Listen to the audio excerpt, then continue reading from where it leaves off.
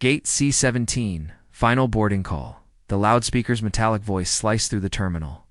But Claire's eyes stayed fixed on the frail man whose grocery bag of medicine had spilled across the polished floor.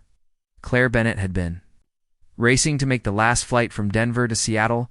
Her sister was about to give birth, and she'd promised to be there.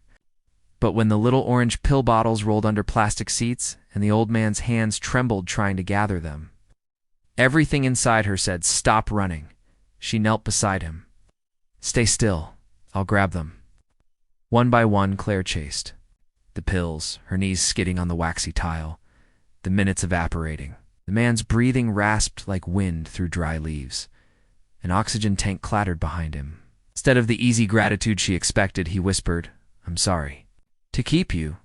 "I've got time," she lied, forcing a smile, even as the boarding door clicked shut in the distance.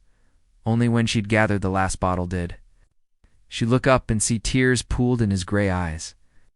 "My late wife used to say as strangers, 'Kindness can reset the world,'" he murmured. "Today, you proved her right." A ripple of regret washed over her when she saw the empty jet bridge. Claire's chance to meet her newborn niece was now a red departed on the monitor. She exhaled, fighting the urge to cry in front of a stranger. The old man noticed. "You missed your flight for me, didn't you?" "It's okay," she answered, voice cracking. "Another one leaves tomorrow morning?" He nodded, but a frown knitted his brow. "Please, let me buy your ticket." Claire shook her head. "Really? I'm fine. You remind me of my daughter," he said softly. "She's gone now, but she always helped before she asked why."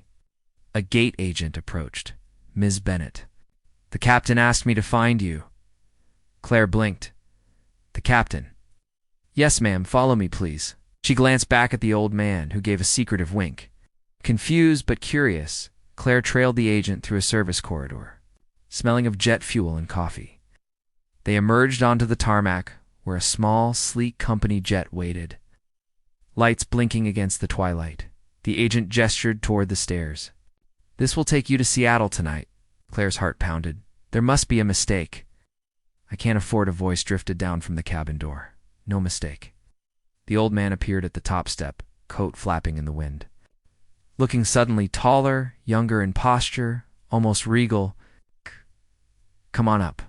Inside, the jet felt like a floating living room, rich leather seats. A mahogany table, soft instrumental jazz brushing the edges of silence. Claire sat opposite the old man, still clutching her thrift store backpack. "I should introduce myself," he said, offering a weather-worn hand.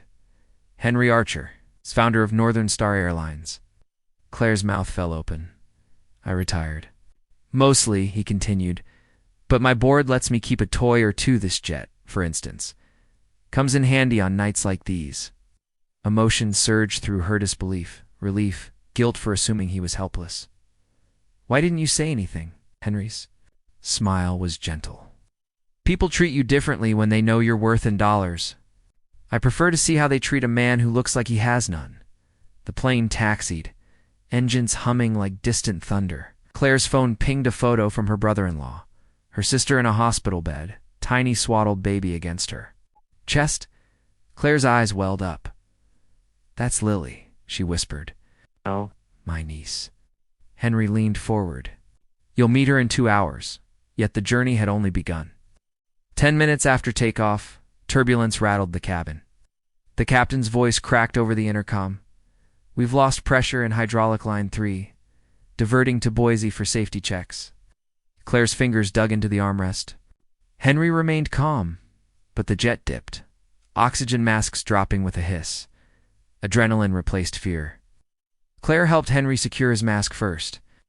Remembering flight attendant demonstrations she'd half-watched 1,000 times, when hers snapped on, she felt the shocking cold of pure oxygen. The jet leveled, but the emergency landing jarred like a runaway elevator. Paramedics boarded, insisting Henry be examined